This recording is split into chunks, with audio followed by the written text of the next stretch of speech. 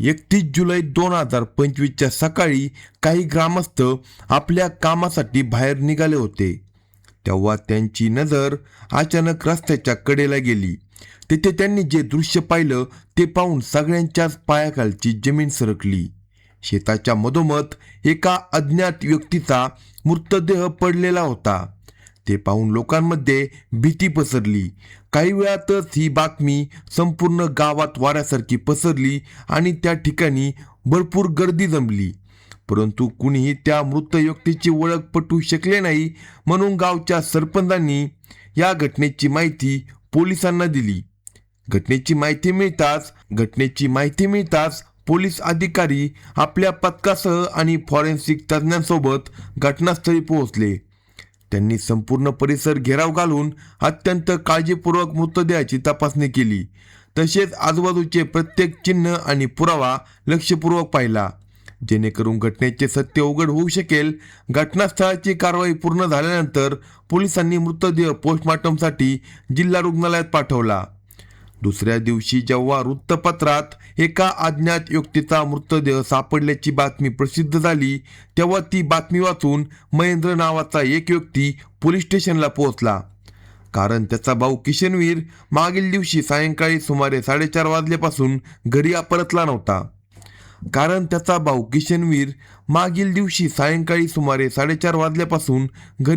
नव्हता. महेंद्र सिंग हा जिल्हा संबलमधील पोलीस ठाणे कुड फतेहगड हद्दीतील मिठनपूर मौजा गावातील रहिवासी पर्वत सिंग यांचा मुलगा होता. पोलीस त्याला घेऊन मॉर्चरीत पोहोचले. तेथे जेव्हा पोलिसांनी त्याला ठेवलेला मृतदेह दाखवला, तेव्हा तो मृतदेह पाहताच महेंद्रच्या पायाखालची जमीन सरकली. त्याच्या तोंडून किंकाळी निघाली, डोके गरगरले आणि तो जवळजवळ बेशुद्धच पडणार होता. सोबत आलेल्या लोकांनी त्याला सावरले, कारण तिथे पडलेला मृतदेह दुसरा तिसरा कुणाचा नसून त्याचा 40 वर्ष वयाचा भाऊ किशनवीरचाच होता. सुरुवातीला पोलिसांनी याला एक साधी दुर्घटना मानली होती, कारण त्यांना माहिती मिळाली होती की किशनवीरला दारू पिण्याची सवय होती. त्यामुळे पोलिसांना वाटले की तो नशेमध्ये शेताकडे गेला असेल आणि तिथे तोंडावर पडल्याने त्याचा मृत्यू झाला असेल. तोंड व नाकात माती व पाणी गेल्याने त्याचा श्वास गुदमरला असेल. पण येथे सर्वात मोठे कोडे हे होते की किशनवीर आपल्या घरापासून सुमारे 15 किलोमीटर दूर असलेल्या एका सुनसान शेतात नेमका कसा पोहोचला आणि तो तिथे का गेला. दरम्यान किशनवीर बेपत्ता झाल्यापासून त्याची बायको पिंकी गावकऱ्यांकडे आपल्या नवऱ्याबद्दल चौकशी करत होती, पण त्याचा काही पत्ता लागला नाही. दुसऱ्या तिसऱ्या दिवशी जेव्हा वृत्तपत्रात बातमी छापून आली, तेव्हा मोठा भाऊ महेंद्र सिंग याला संशय आला आणि ते पोलीस ठाण्यात पोहोचले. तेथे पोलिसांसोबत पोस्टमॉर्टम हाऊसमध्ये जाऊन त्यांनी आपल्या भावाच्या मृतदेहाची ओळख पटवली. त्यानंतर मृतदेह घेऊन ते आपल्या गावाकडे परतले. 12 ऑगस्ट 2025 रोजी या प्रकरणाची तक्रार पोलीस ठाण्यात दाखल करण्यात आली. महेंद्र सिंग यांनी सांगितले की किशनवीरच्या मृत्यूनंतर होणाऱ्या धार्मिक विधीमध्ये ते गुंतले होते, त्यामुळे तक्रार दाखल करायला 12 दिवसांचा उशीर झाला. तेव्हा पोलिसांनी किशनवीरची बायको पिंकी हिची चौकशी केली. तेव्हा तिने सांगितले की तिच्या नवऱ्याला दारू पिण्याची सवय होती. नशेत तो कुठेतरी गेला असेल आणि तिथेच शेतात पडल्याने त्याचा मृत्यू झाला असेल. पण जेव्हा पोलिसांनी तिची कठोरपणे चौकशी केली आणि तिला दम दिला, तेव्हा ती कोसळली आणि तिने सर्व सत्य पोलिसांना सांगून टाकले. त्यानंतर पोलिसांनी पिंकीची चौकशी केल्यानंतर या हत्येत सामील असलेले सर्व आरोपी चमन शर्मा, नितीन शर्मा, रविकांत तसेच पिंकी या 5 जणांना अटक केली. सर्व आरोपींची चौकशी झाल्यानंतर किशनवीरच्या हत्येची थरारक आणि अंगावर काटा आणणारी घटना समोर आली. जी घटना अत्यंत वेदनादायक आणि हृदयद्रावक होती. घटनेची सविस्तर माहिती आपण या व्हिडिओमध्ये पाहणार आहोत. जर तुम्ही चॅनलवर नवीन असाल तर कलम 302 या मराठी चॅनलला लगेच सबस्क्राईब करा. उत्तर प्रदेश येथील मुरादाबाद जिल्ह्यातील तहसील बिलारीपासून सुमारे 13 किलोमीटर अंतरावर मिठनपूर मौजा नावाचे एक छोटे गाव आहे. हे गाव पोलीस ठाणे फतेहगड हद्दीत येते. मिठनपूर मौजा गावात राहणारा पर्वत सिंग यांच्या कुटुंबात 3 मुले होती आणि एक मुलगी होती. सर्वात मोठा मुलगा सतपाल, दुसऱ्या क्रमांकावर महेंद्र आणि तिसऱ्या क्रमांकावर किशनवीर उर्फ रशीपाल होता. या गावात बहुतेक लोक यादव समाजातील होते. सर्वात मोठ्या भावाचा म्हणजे सतपालचा किशनवीरच्या हत्येच्या सुमारे 27 दिवस आधीच मृत्यू झाला होता. तो दीर्घकाळ आजारी होता. दुसऱ्या क्रमांकाचा भाऊ महेंद्र, अजून त्याचे लग्न झाले नव्हते. महेंद्र सिंग आणि किशनवीर यांची घरे एकाच अंगणात जोडलेली होती, तर मोठा भाऊ सतपालचे घर देखील शेजारी होते. आई वडिलांचा आधीच मृत्यू झाला होता. त्यांच्याजवळ इतकी शेतीयोग्य जमीन नव्हती की त्यावर संपूर्ण कुटुंबाचा उदरनिर्वाह होऊ शकतो. तिघा भावांकडे मिळून सुमारे 8-9 एकर जमीन होती. त्यावर त्यांचा कसाबसा उदरनिर्वाह चालत होता. त्यामुळे ते मजुरी करून आपली गुजराण करत होते. मोठा भाऊ सतपालचे लग्न झाले होते. सुदैवाने वडील पर्वत यांनी आपल्या मुलीचे लग्न त्यांच्या हयातच करून दिले होते. याच दरम्यान पिंकी नावाची एक तरुणी या कुटुंबासोबत जोडली गेली. काही कारणामुळे लग्नानंतर काही महिन्यातच ती सासर सोडून पळून आली होती. तिचा संपर्क किशनवीरचा दाजी रघुवीर याच्यासोबत आला होता. रघुवीर हा पेशाने ट्रक ड्रायव्हर होता. त्या तरुणीने स्पष्ट सांगितले की ती आता पुन्हा सासरी जाणार नाही. रघुवीरचे स्वतःचे कुटुंब होते आणि त्याचे आयुष्य व्यवस्थित चालले होते. त्यामुळे तो एखाद्या अनोळखी स्त्रीला घरी ठेवून घरात वाद निर्माण करू इच्छित नव्हता. पिंकीचे लग्न काही महिन्यापूर्वी मोठ्या थाटामाटात झाले होते. पण ज्या घरात ती सून म्हणून गेली होती तेच घर तिच्या स्वप्नांची कबर ठरले. रोजच भांडण, टोमणे आणि आरोपांनी तिचे मन पूर्णपणे तुटले होते. एक दिवशी सहनशक्ती संपली आणि पिंकीने रडत रडत ठरवले की आता ती कुठल्याही परिस्थितीत त्या घरात राहणार नाही. त्या रात्री ती कोणालाही न सांगता शांतपणे घरातून निघून गेली. रस्त्यावर एकटी भटकत असताना तिची भेट ट्रक ड्रायव्हर रघुवीर सोबत झाली, जो किशनवीरचा दाजी होता. रघुवीरने तिची अवस्था पाहिली आणि तिला आपल्यासोबत घेऊन गेला. पिंकीने त्याला सांगितले की ती ना सासरी जाणार आहे ना माहेरी, कारण दोन्ही ठिकाणी तिच्या जीवाला धोका आहे. रघुवीरने तिची अडचण समजून घेतली आणि विचार केला की जर या मुलीचे लग्न आपल्या एखाद्या मेवण्यासोबत करून दिले तर तिचे आयुष्य सावरू शकेल. म्हणूनच त्यांनी आपल्या दोन्ही मेवण्यांना, महेंद्र आणि किशनला बोलणी केली. त्यावेळी त्या दोघांचेही लग्न झाले नव्हते. महेंद्रने सुचवले की पिंकीचे लग्न किशनवीर सोबत करून द्यावे. रघुवीरने जेव्हा किशन सोबत याबाबत बोलले तेव्हा तो तयार झाला. मोठा भाऊ आणि दाजी यांची इच्छा ठेवण्यासाठी किशनने देखील पिंकीला स्वीकारायला होकार दिला. मग गावच्या रीतिरिवाजानुसार दोघांचे फेरे लावण्यात आले. किशनवीर सोबत राहायला आल्यानंतर पिंकीला पहिल्यांदाच आपलेपणा आणि समाधानाची भावना मिळाली. हळूहळू दोघांमध्ये विश्वास आणि प्रेमाचे नाते अधिकच मजबूत होत गेले. जेव्हा पिंकीच्या पहिल्या सासरकडील लोकांना कळले की ती घराकडून पळून गेली आहे तेव्हा त्यांनी याकडे फारसे लक्ष दिले नाही, कारण त्यांना आधीच पिंकीपासून सुटका हवी होती. स्वतःची बाजू सुरक्षित करण्यासाठी त्यांनी दुसऱ्या सकाळीच तिच्या माहेरी फोन करून सांगितले की तुमची मुलगी पिंकी रात्रीच घर सोडून गेली आहे. इकडे माहेरच्यांना मुलगी अचानक गायब झाल्याने घबराट उडाली. त्यांनी सर्वत्र शोधाशोध सुरू केली. पोलीस ठाण्यामध्ये फेऱ्या मारल्या, तक्रार दाखल केली आणि लोकांकडे मदत मागितली. अखेर त्यांना कळाले की पिंकी सध्या जिल्हा संबलमधील मिठनपूर मौजा या गावात राहते. या सगळ्या गडबडीत पिंकीने ठरवले की आता ती फक्त आपल्या मनाचेच ऐकून जगेल. तिने सर्वांसमोर स्पष्ट सांगितले की किशनवीर हाच तिचा खरा नवरा आहे. गावकऱ्यांमध्ये वेगवेगळ्या चर्चा सुरू झाल्या. कुणी म्हणाले की पिंकीची चूक आहे, तर कुणी तिच्या धैर्याची प्रशंसा केली. पण पिंकीसाठी हीच खरी सत्यता होती की तिने आपले नवे आयुष्य निवडले होते. ती आता जुन्या बंधनात अडकलेली स्त्री नव्हती, तर स्वतःचे नशीब स्वतः लिहिणारी एका नव्या कथीनायिका होती. मात्र दुसऱ्या जातीत लग्न झाल्यामुळे तिच्या माहेरच्यांना खूप अपमान सहन करावा लागला. लोक वेगवेगळे टोमणे मारत होते, पण पिंकी आणि किशन या दोघांनी कुणाचीही पर्वा केली नाही. वेळ पुढे सरकत गेला आणि दोघांनी मिळून आपले आयुष्य अधिक चांगले बनवण्याचे प्रयत्न सुरू ठेवले. एक दिवस किशन आपल्या बायकोला घेऊन अलीगडला गेला. तिथे त्याला एका फॅक्टरीत काम मिळाले. तो दिवसभर मेहनत करायचा आणि संध्याकाळी परतल्यावर पिंकी दरवाजात उभी राहून त्याचे स्वागत करत असायची. कधी तो उशिरा आला तर पिंकी नाराज होऊन बसायची आणि म्हणायची, वेळेवर येत जा, एकटीला भीती वाटते. तेव्हा किशन हसत तिला मिठीत घेऊन म्हणायचा, मी आहे ना, तुला घाबरायची काय गरज. दोघांचे आयुष्य आनंदाने भरले होते. पण 9 वर्षे उलटून गेल्यानंतर देखील त्यांच्या घरात मुलाचा जन्म झाला नव्हता. लग्नाच्या सुरुवातीच्या दिवसात किशनने हसत हसत पिंकीला म्हटले होते की आपले घर आपल्या मुलांच्या हसण्याने भरून जाईल. वेळ जात राहिला आणि हे स्वप्न अजूनही अपूर्ण राहिले. किशन रोज संध्याकाळी कामावरून परत शेजार पाजारातील मुलांना खेळताना पाहत असायचा आणि त्याचे डोळे पाणवायचे. मनातल्या मनात तो विचार करत असायचा की काश माझाही एक मुलगा असता जो थकवा झाल्यावर माझ्या मांडीवर डोके ठेवून झोपला असता, किंवा एखादी छोटीशी मुलगी असती, ती घरी येताच माझ्या गळ्यात लटकली असती आणि आपल्या खळखळत्या हसण्याने माझे सगळे दुःख दूर केले असते. पिंकीची वेदना तर आणखी खोल होती.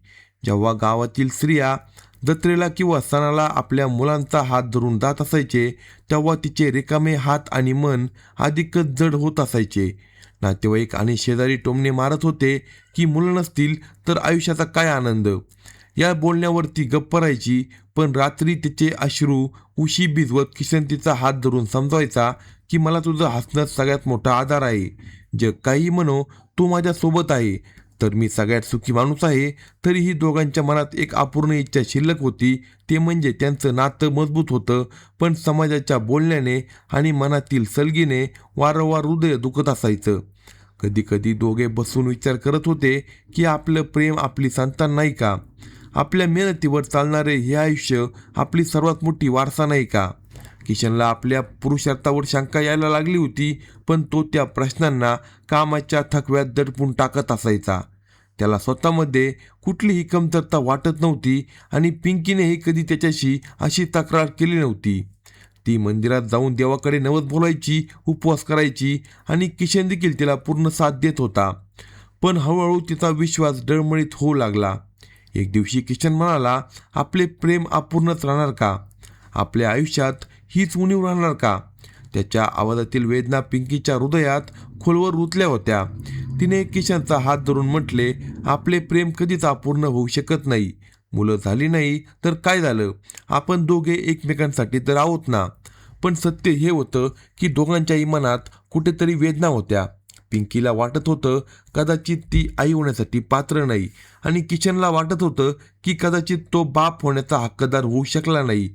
तरीही दोघे एकमेकांचा आधार बनून दिवसभराच्या मेहनतीनंतर रात्री जेव्हा ते एकत्र बसायचे तेव्हा सगळा थकवा आणि दुःख क्षणभर विसरलं जायचं.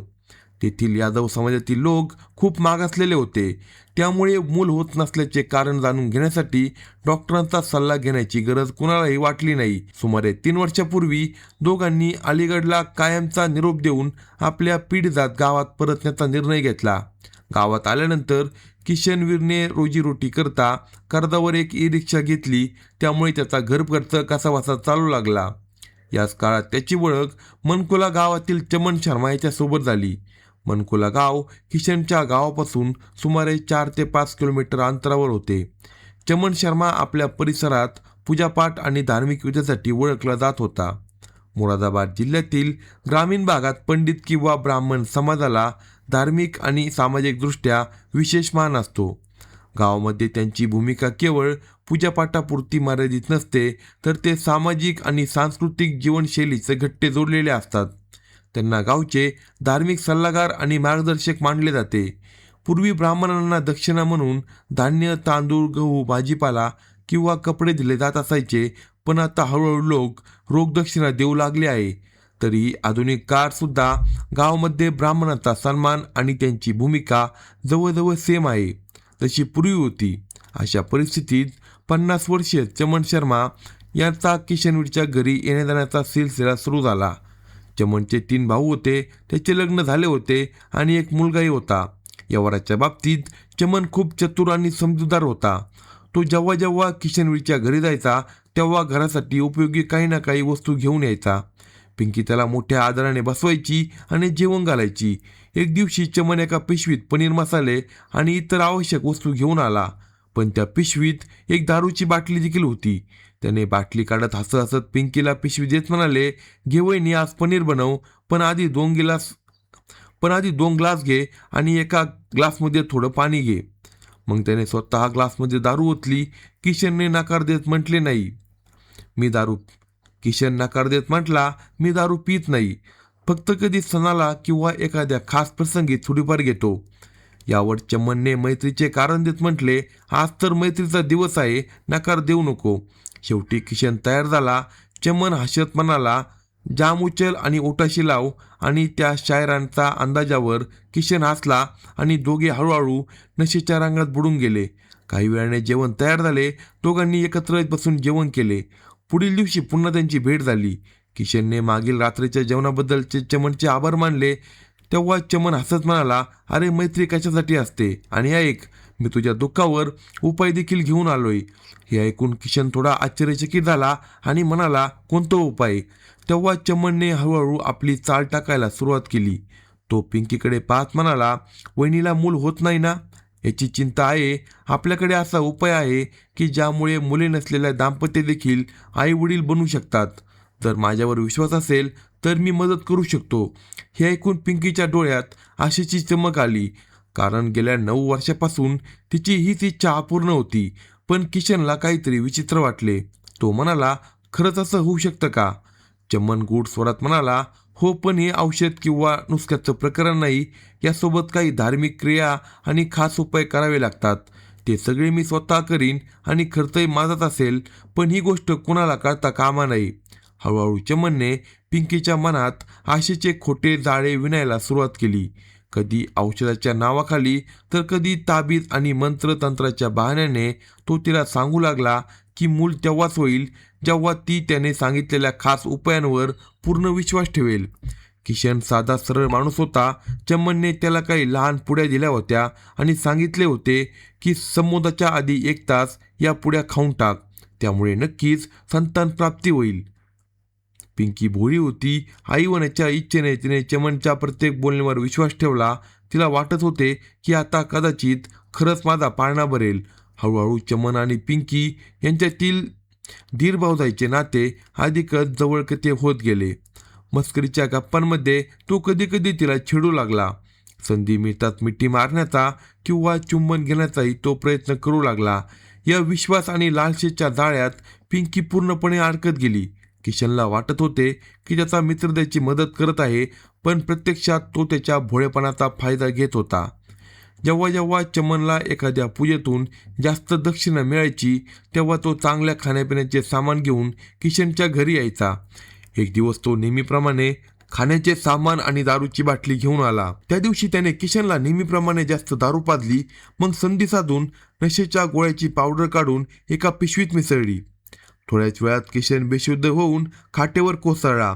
मग चमनने पिंकीला हाक मारली आणि तिला मिठीत घेतले. पिंकी घाबरून म्हणाली, अरे काय करताय, माझा नवरा पाहिल. तो हसत म्हणाला, त्याचा पूर्ण इलाज केला आहे, आता सकाळ होण्याआधी त्याला शुद्ध येणार नाही. पिंकी लादत विचारू लागली, असं काय केलं? चमन हसत हसत सगळं सांगू लागला आणि म्हणाला की आज आपण मनसोक्त आपलं प्रेम व्यक्त करू. या ऐकताच खोलीतील वातावरण पूर्णपणे बदलले आणि दोघे त्या क्षणाच्या जगात हरवून गेले. पिंकीला ही चमनच्या डोळ्यात एक विचित्र मोहब्बत जाणवत होती. अनेक दिवसापासून तिला वाटत होते की चमन केवळ तिच्या नवऱ्याचा मित्र नाही, तर तिच्या हृदयातही खास स्थान मिळवून बसला आहे. चमन हळूच म्हणाला, पिंकी, तुला माहीत आहे का, मी किती आपुलकीने पाहतो. आज नशिबाने आपल्याला असा क्षण दिला आहे. तू पाहिलं तर ही रात्र फक्त आपली असू शकते. पिंकी काही वेळ गप्प बसली. मग तिच्या ओठावर हलकीशी हसू उमटली. ती म्हणाली, कदाचित नशिबाने हा क्षण आपल्यासाठी ठेवला असेल. मी ही आता मनातली गोष्ट रोखू शकत नाही. इतके म्हणत दोघांमधील साऱ्या भिंती कोसळल्या, नात्यांच्या सीमा तुटल्या आणि ती रात्र त्यांच्यासाठी प्रेमाची जणू नवी कथा ठरली. दोघेही एकमेकात असे हरवले की जणू 2 शरीरं आणि एकच आत्मा. रात्रीचा शेवटचा पहर जवळ आला तेव्हा चमनची झोपमोड झाली. त्याला वाटलं की आता सकाळ व्हायला झाली आहे. पिंकी उठली होती. तिच्या चेहऱ्यावर तेज होतं आणि चमनच्या डोळ्यात समाधान झळकत होतं. दोघांनाही माहिती होतं की हे नाते फक्त एका रात्रीपुरतं राहिलं नाही, तर ते त्यांच्या आयुष्यात नवा अध्याय बनले आहे. पिंकीने हळूच खोलीबाहेर डोकावलं. तिला दिसलं की घराचा दरवाजा बंद होता. मग ती मुख्य दरवाजापर्यंत गेली. बाहेर जाऊन 4ही बाजूंनी नजर फिरवली. सगळीकडे शांतता पसरली होती आणि कुणी दिसत नव्हते. तिने खुनेने चमनला बाहेर जायला सांगितले आणि तो हळूहळू पावले टाकत तिथून आपल्या घरी गेला. त्यानंतर हे नातं असं सुरू राहिलं. वेळ पुढे सरकत गेला आणि पिंकी गरोदर राहिली. काही महिन्यानंतर तिने एका मुलाला जन्म दिला. किशनला आनंद अनावर झाला. त्याला वाटले की चमनने दिलेलं औषध यामुळेच हा चमत्कार घडला आहे.